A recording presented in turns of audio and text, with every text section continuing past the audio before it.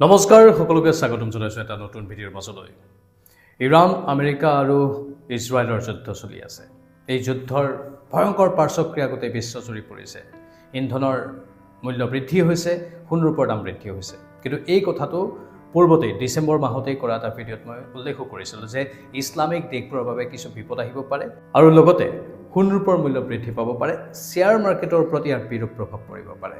সেই ভিডিঅ'টোৰ লিংক মই ইউটিউবৰ ডেছক্ৰিপশ্যনত দি দিম আৰু যিসকলে ফেচবুকত চাই আছে তেওঁলোকে মোৰ ইউটিউবৰ ভিডিঅ'ত গৈ সেই ডেছক্ৰিপশ্যনত লিংকটো চাই আগৰ কথাখিনি জানিব পাৰিব। সেইখিনি ভৱিষ্যতবাণী ডিচেম্বৰ মাহতে কৰি থৈ দিছিলোঁ যে ইছলামিক দেশবোৰৰ বাবে বিপদ আহি আছে, বিশেষকৈ মধ্যপ্ৰাচ্যৰ দেশবোৰৰ বাবে, আৰু সেইটো এক প্ৰকাৰ নিশ্চিত হ'ল।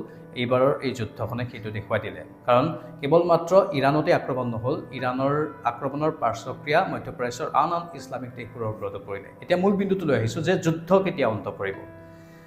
আমাৰ বৈদিক নিউমৰলজিৰ গণনা মতে 3টা বিশেষ তাৰিখ কোৱা হৈছে যুদ্ধ অন্ত পৰাৰ। সেই তাৰিখখিনিৰ বিৱৰণী ক'ব বিচাৰিছোঁ যে ইৰাণ লগতে আমেৰিকা আৰু ইজৰাইলৰ এই যুদ্ধৰ পাৰ্শ্বক্ৰিয়া কিছু থাকিব, আমেৰিকা আৰু ইজৰাইলৰ ওপৰত পৰিব। সমান্তৰালভাৱে যুদ্ধ অন্ত পৰাৰ তাৰিখ এটা মই কৈ দিছোঁ, 11 মাৰ্চত হয়তো যুদ্ধ অন্ত পৰি যাব। যদি 11 মাৰ্চত নপৰে তাৰ ঠিক দুদিন পাছত 12-13 মাৰ্চ, অথবা যদি এই দুইটা তাৰিখতো নহয় তেনেহ'লে 33 দিন লাগিব পাৰে। 33 দিন হয়তো যুদ্ধখন অন্ত পৰিবলৈ থাকিব পাৰে। কিন্তু যিখিনি গণনাত পোৱা তথ্য অনুসৰি 11 মাৰ্চতেই এই যুদ্ধ অন্ত পৰাৰ সম্ভাৱনা আছে। যদি নহয় তেনেহ'লে আৰু 33 দিনলৈকে যুদ্ধ চলি থাকিব পাৰে।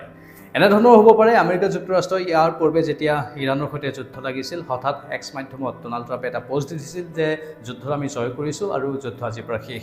তেনেকুৱা ধৰণৰ ঘটনাও যদি হয় সেয়া শুভ হ'ব ডোনাল্ড ট্ৰাম্পৰ বাবেও। কাৰণ এই যুদ্ধখনৰ পাৰ্শ্বক্ৰিয়া এইটো হ'ব যে বেঞ্জামিন নেতান্যাহু, ইজৰাইলৰ যিগৰাকী মূল প্ৰধান নেতা, সেইগৰাকীৰ বাবে অলপ বিপদ আহিব পাৰে। কেনেধৰণৰ বিপদ? হয়তো তেওঁ ষড়যন্ত্ৰৰ বলি হ'ব পাৰে, হয়তো তেওঁ কাৰোবাৰ পৰা ঠগ প্ৰবঞ্চনাৰ বলি হ'ব পাৰে, হয়তো ডোনাল্ড ট্ৰাম্পে তেওঁক ঠগ প্ৰবঞ্চনা কৰি দিব পাৰে। তেনেধৰণৰ এটা আশংকা কিন্তু দেখা দিছে, সেইটো আপোনালোকক কৈ দিছোঁ। আৰু ডোনাল্ড ট্ৰাম্প, তেওঁৰো অৱস্থা, তেওঁৰ কি হয় সেয়া নাজানো, কিন্তু তেওঁৰো অৱস্থা এতিয়া শোচনীয় হোৱাৰ এটা আশংকা বৈদিক নিউমৰলজিৰ ঘটনাত দেখা পাইছোঁ। বিশেষকৈ যি গুৰু মিথুনত প্ৰৱেশ কৰিছে, মীনৰ কিছু প্ৰভাৱ আছে আৰু আন কেতবোৰ ৰাশিৰ প্ৰভাৱ আছে, যাৰ ফলতেই তেওঁলোকৰ মাজত কিছু বেয়া প্ৰভাৱ পৰাৰ পোনপটীয়া আশংকা আমি বৈদিক নিউমৰলজিৰ ঘটনাত দেখিবলৈ পাইছোঁ। যদি কিবা কাৰণত আমেৰিকাই স্থলভাগত নামি ইৰাণৰ ওপৰত আক্ৰমণ চলাবলৈ চেষ্টা কৰে তেনেহ'লে সেইটো আমেৰিকাৰ বাবে নিজৰ ভৰিত কুঠাৰ মৰাৰ দৰে হ'ব। সেইটো নকৰাই ভাল। আমেৰিকাই যি আক্ৰমণ চলাই আছে আকাশমাৰ্গৰ জৰিয়তে, মিছাইলৰ জৰিয়তে, তাতে সীমাবদ্ধ থকা ভাল আৰু যিমান পাৰে সিমান সোনকালে যুদ্ধখনৰ অন্ত পেলোৱা ভাল। কিন্তু কিবা কাৰণত যদি ইৰাণৰ ভিতৰত সোমাই স্থলভাগেৰে স্থল সেনাক মোতায়েন কৰি যদি তেওঁলোকে আন ৰাষ্ট্ৰত কৰাৰ দৰে কৰিবলৈ যায় তেনেহ'লে আমেৰিকাৰ বাবে ই ভয়ংকৰ হ'ব পাৰে। সেইটোও আমেৰিকাই নকৰাই ভাল। মুঠতে এই যুদ্ধৰ ফলত ইৰাণৰ ইতিমধ্যেই মূল হৰ্তা-কৰ্তা বিধাতাৰ মৃত্যু হৈ গৈছে, বহু নেতাৰ মৃত্যু হৈ গৈছে, বহু সেনাৰ উচ্চপদস্থ বিষয়াৰ মৃত্যু হৈ গৈছে আৰু ইৰাণৰ অৱস্থা কিন্তু বেয়াহে হৈ গৈ থাকিব। ইৰাণৰ অৱস্থা ভাল নহয়। পৰৱৰ্তী সময়তো ইৰাণে ইয়াৰ প্ৰভাৱ বাৰুকৈ অনুভৱ কৰিব। ইৰাণৰ অৱস্থা নিউমৰলজিৰ গণনা অনুসৰি বেয়াই দেখুৱাইছে আগন্তুক দিনবোৰতো, কিন্তু ডোনাল্ড ট্ৰাম্প আৰু বেঞ্জামিন নেতান্যাহুৰ অৱস্থা আৰু শোচনীয় ৰূপ আমি দেখিবলৈ পাম 2 এদিনতে। তেনেধৰণৰ এটা আশংকা প্ৰকাশ পাইছে। 2 এদিন বুলি ক'লেই যিহেতু এটা নিৰ্দিষ্ট তাৰিখ আমি পোনপটীয়াকৈ ক'ব নোৱাৰোঁ, ইয়াৰ প্ৰভাৱ কেইবা মাহলৈকে থাকিব পাৰে, কিন্তু সম্ভাৱনা আছে অতি সোনকালে আপোনালোকে হয়তো গম পাব ডোনাল্ড ট্ৰাম্প অথবা বেঞ্জামিন নেতান্যাহুৰ শোচনীয় অৱস্থা।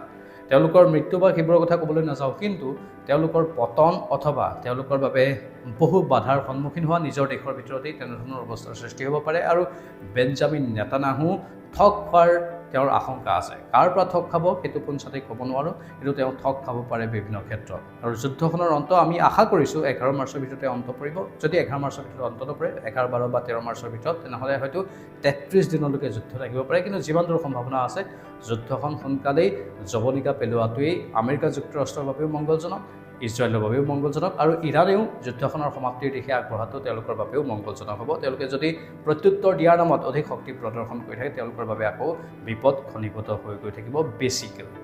মুঠতে এটাই কথা যে ইৰাণ, ইজৰাইল আৰু এই আমেৰিকাৰ যুদ্ধই বহুকেইটা বিশেষ কাৰক সূচাইছে। যিটো কথা মই পূৰ্বতেই কৈছিলোঁ যে শ্বেয়াৰ মাৰ্কেটৰ এক প্ৰকাৰ বিশেষ ৰূপ এটা আমি দেখিবলৈ পাম। তললৈ নমাৰ প্ৰৱণতা আৰু এনে ধৰণৰ যুদ্ধৰ ফলতে সেইটো হ'ব, সেয়া পূৰ্বৰ ভিডিঅ'টোৰ ভৱিষ্যতবাণী ফলি আহিছে। আৰু লগতে ইছলামিক দেশবোৰৰ বাবে কিছু বিপদজনক, বিশেষকৈ মধ্যপ্ৰাচ্যৰ দেশবোৰৰ বাবে সেই কথাও মই পূৰ্বতে কৈছিলোঁ, সেইটো কথাও কিছু পৰিমাণে ফলিওৱা আমি দেখিবলৈ পাইছোঁ। এই সন্দৰ্ভত বিতং তথ্য আমি পৰৱৰ্তী সময়তো আনি থাকিম। ছুটি ভিডিঅ' বনালোঁ, কিন্তু বিতংভাৱে আপোনালোকক ক'বলৈ চেষ্টা কৰিলোঁ। আপোনালোকৰ মতামতবোৰ কমেণ্ট বক্সত কমেণ্ট কৰি জনাব। নমস্কাৰ।